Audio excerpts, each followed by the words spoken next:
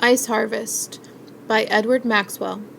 Before refrigerators were invented to keep our food fresh, people needed to find more creative ways. Some people would construct their houses with basements so food could be kept cool there. Others built sheds that were used to store dried and preserved foods all year round.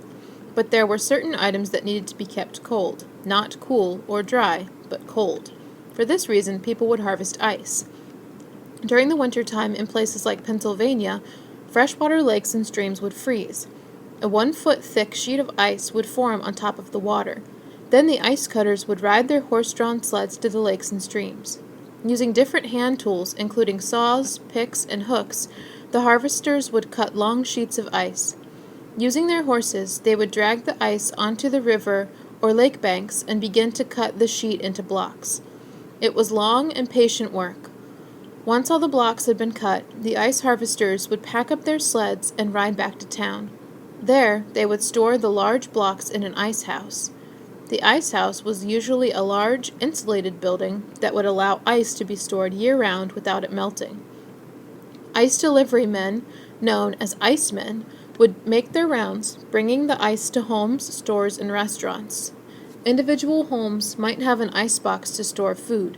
This ice box could be made out of wood and would have a place to put the block of ice to keep food cold. Underneath the ice box would be a pan or pot for collecting any water that would drip down as the ice melted. A very interesting practice for storing food with lake and river ice involved digging a very large hole. Buffalo hunters, after killing a buffalo during the winter months, would dig the hole and line it with blocks of ice.